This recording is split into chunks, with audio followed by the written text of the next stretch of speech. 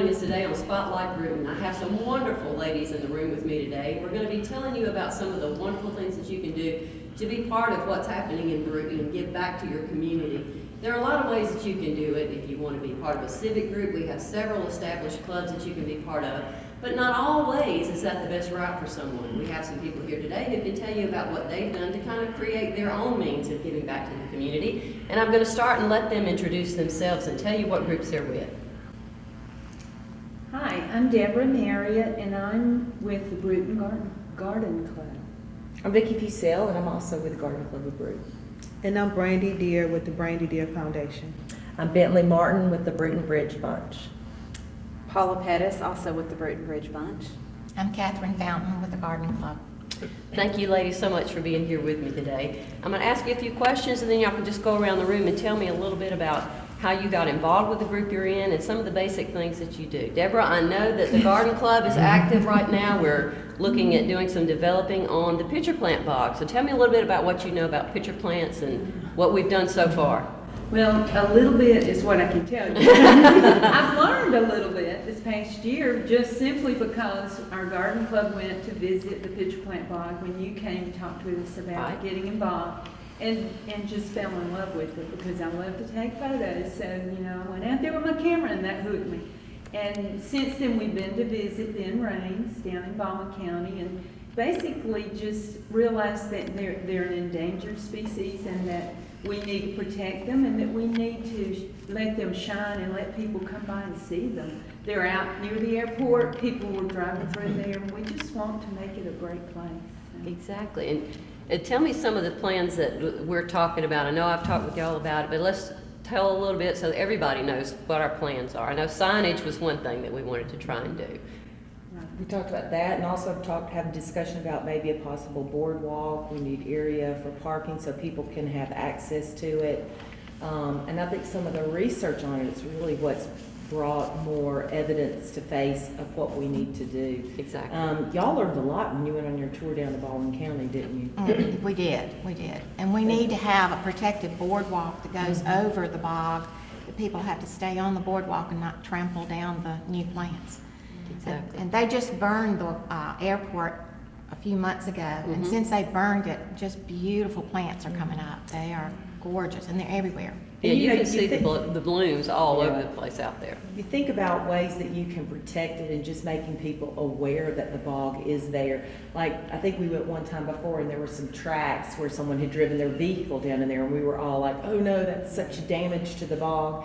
So just helping people become aware of how they need to protect the bog and treat it with respect is great value. Yeah, and I think a lot of it is people just don't know. They don't understand that driving an all-terrain vehicle or a four-wheel drive through that boggy area is deadly for those plants, and it has a devastating effect on them.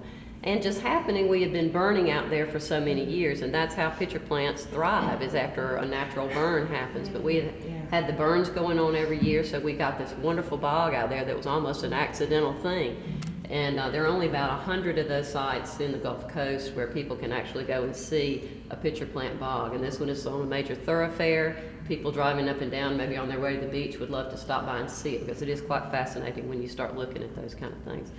Tell me some other things that garden clubs do here in town that people may not know. I think another thing we'd love to be able to do is to bring speakers into town. So this year we were fortunate we were able to have Jason Powell come in January, and we had a nice luncheon, and we had almost 100 people in our area attend, and he did a great presentation on heirloom gardening, plants that are so unusual, and it was wonderful to see the diverse group of people that actually came for that luncheon because, so many of us love to garden and always laugh at Deborah because Deborah's like, I just love this, it makes me happy, and I'm thinking that's what you should do in life. You should do things that make you happy, bring joy, and also enhance the community. So at this luncheon, we had a very diverse group of people who like to garden and appreciate plants and protecting their yards and the environment. So he brought knowledge to our community and really inspired a lot of us to do other things. We've also had Jim Gaines, who is from Baldwin County and is a master gardener, and he talked extensively about camellias.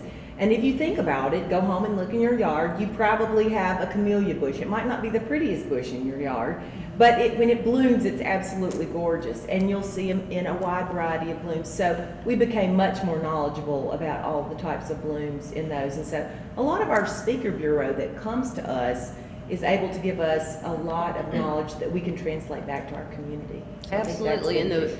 the more we enhance our community, even in your own yard, if your own yard make it beautiful, it helps everybody around you. I love just driving through the city and seeing some yards where you know people did a little bit extra, and everybody gets to enjoy it, not just the person who is living there, which is a wonderful thing, but just somebody driving by and seeing a beautifully done yard with great flowers and color, and even yards that are trimmed well with, you know, with the right kind of landscaping, or just planting wildflowers makes everybody's life better. In places that have more flowers and more greenery and more plants, crime is lower.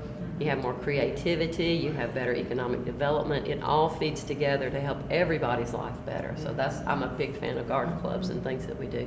Anything else that you know that on the garden club front? Anything else you got going on? No, we meet 9 times during the 9 months of school time, school calendar.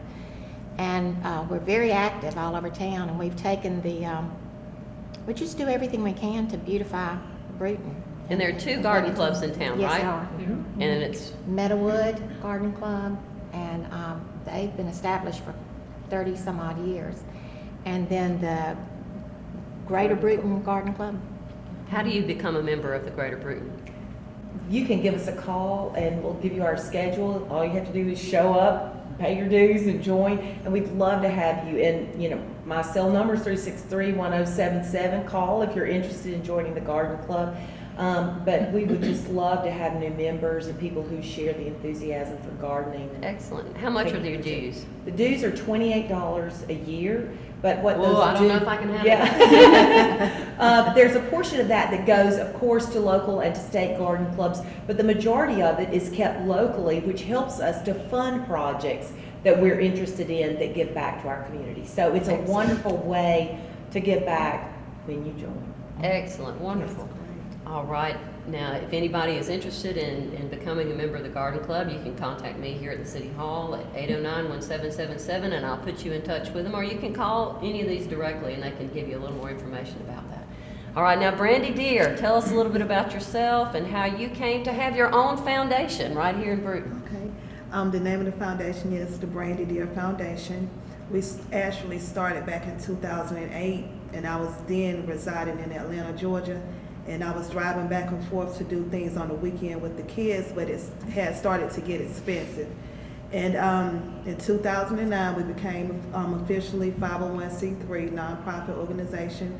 So we do accept donations. They are tax deductible. And I just recently relocated back to live in Brewton back in 2012, and I live here full time now. And we're doing the program full time. We mentor, tutor kids pre-K to 12th grade, and we also do after-school programs, and we're getting ready for our Reading is Fun summer program. And I know you do a lot of anti-bullying things too. Oh, I really have a passion for standing against bullying. Actually, this year, October will be our 3rd annual Bullying Against Awareness program. And it will be in October. We haven't really scheduled anything as far as in the specifics of the locations yet, but we have a big passion for standing against bullying. Very good. And how did you even start the foundation? What prompted you? Actually, when I used to live in Atlanta, I was a part of another foundation, and the name of the company was Safe Harbor, and they actually mentored and tutored a lot of kids, inner city kids. So once I started mentoring and tutoring those kids, I just really had a passion for it, and I knew that one day when I started my own foundation, I wanted to bring it back to Brewton.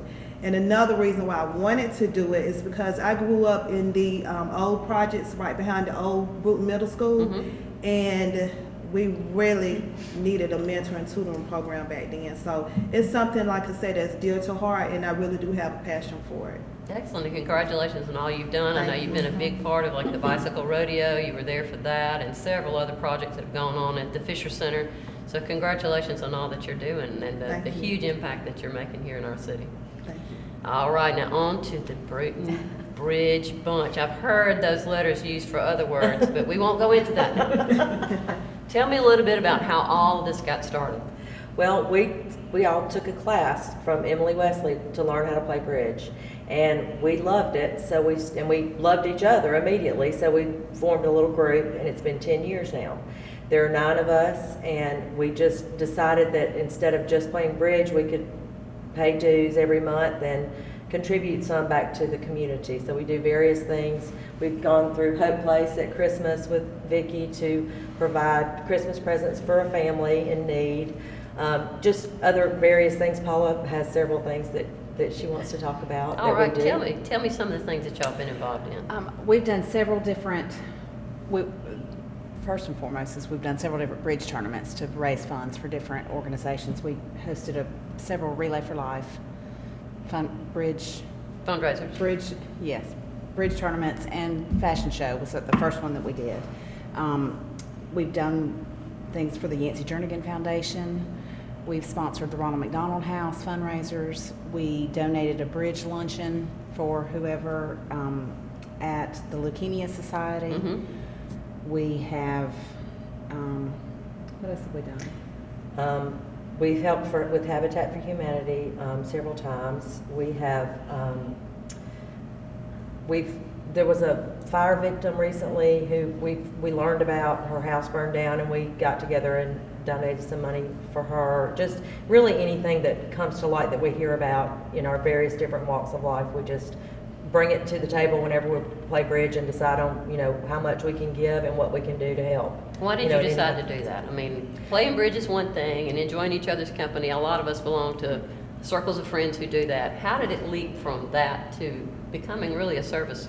Well, I think we're just a real close-knit group, and I think most of the ladies care about our community. We love Brewton, and we just decided, why can't we give something back? Instead of just getting together and having fun every week, have more of a purpose within our group to help our community and give back to those in need. Isn't it great to have that many community-minded people around you? In whatever organization you're with, you meet people who have the same idea as you do about giving back to the community, because we've all benefited in some way or another from someone else who gave back. I mean, everybody here can name something that happened in their life that benefited them because somebody else was selfless. So I think a lot of the people here at this table have that in common with each other now, because the things that you do get some benefit, but the gratification you get from knowing that you're helping somebody else. And you're not looking for thank you for it, but I'm going to give you all a thank you today anyway, because you all sacrifice so much of your own time and your own energy and your own money to help other people. And that's a thing that I hope is not so rare in the future, but it can be a rare thing. Fortunately, we live in a city where giving back is almost something that you have to do to live here. But we enjoy a great philanthropic community here. Even if people don't belong to one of the big mainline service and civic groups, they go out on a limb and do their own service projects and find ways to give back to our community to make it a better place. So I challenge you today, go out and find somewhere, somehow, that you can give back to your community, whether it's through a group, through one of these groups, or if you make up your own way to do it. I challenge you to do that and look forward to thanking you at the next go-round. Thank you for being part of the show today, and see you next time on Spotlight Group.